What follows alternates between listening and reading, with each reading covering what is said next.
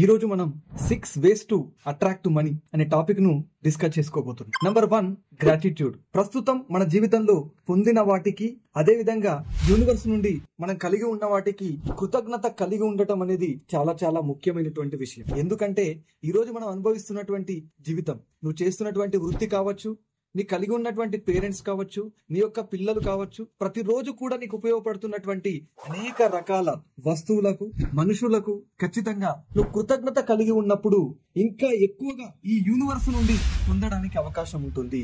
కాబట్టి practice gratitude everyday.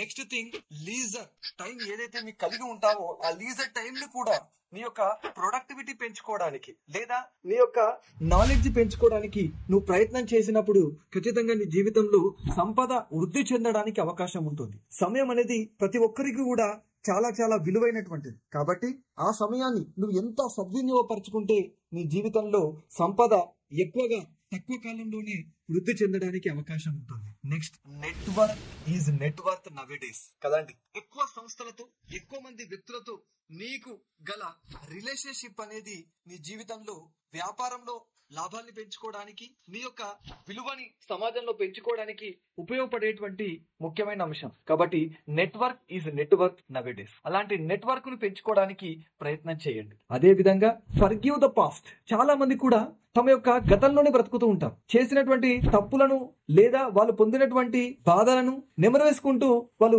తమ యొక్క జీవితం అంతా కూడా గడపడం జరుగుతుంది. దయచేసి మన జీవితంలో మనం సంపదను ఆకర్షించాలి అంటే మనం పాస్ట్ లో కాదండి, మనం ప్రస్తుతంలో బ్రతకడానికి మనం ప్రయత్నం చేయాలి.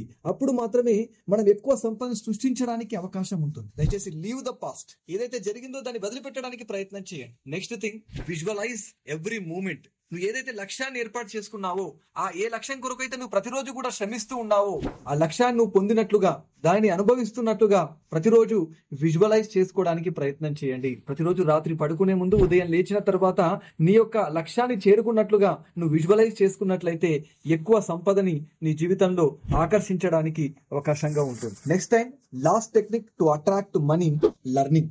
ఎంత ఎక్కువగా నువ్వు నేర్చుకుంటూ ఉంటే అంత ఎక్కువగా ఎర్న్ చేయడానికి అవకాశం ఉంటుంది. కాబట్టి లర్నింగ్ లీడ్స్ టు ఎర్నింగ్ అండి. ఇప్పటి వరకు మీకు రానటువంటి ఏదైనా కంప్యూటర్ ప్రోగ్రామింగ్ కానీ, డిజైనింగ్ కానీ, ఏ పైనైనా సరే ప్రస్తుతం మనకు ఉపయోగపడేటువంటి, సమాజంలో ప్రతి వ్యక్తికి ఉపయోగపడేటువంటి పనికి సంబంధించినటువంటి ప్రస్తుత కాలానికి అనుగుణంగా నువ్వు నేర్చుకోవడాన్ని ప్రారంభించి, నేర్చుకుంటూ దాన్ని యాక్షన్స్ రూపంలో ఇంప్లిమెంట్ చేస్తూ ఉంటే ఖచ్చితంగా జీవితంలో మనం సంపదని ఆకర్షిస్తాము. Action takers only money makers. కాబట్టి మన యొక్క కార్యాచరణ అనేది ముందుకు వెళ్తూనే ఉండాలి. ఎంత నేర్చుకున్నాం అనేది ముఖ్యం కాదు, ఎంత ఇంప్లిమెంటేషన్ చేశామనేది చాలా చాలా ముఖ్యం. కాబట్టి డియర్ ఫ్రెండ్స్, నేర్చుకోండి, దాన్ని ఇంప్లిమెంట్ చేయడానికి ప్రయత్నించండి. These are the best techniques to attract money. Wish you good luck.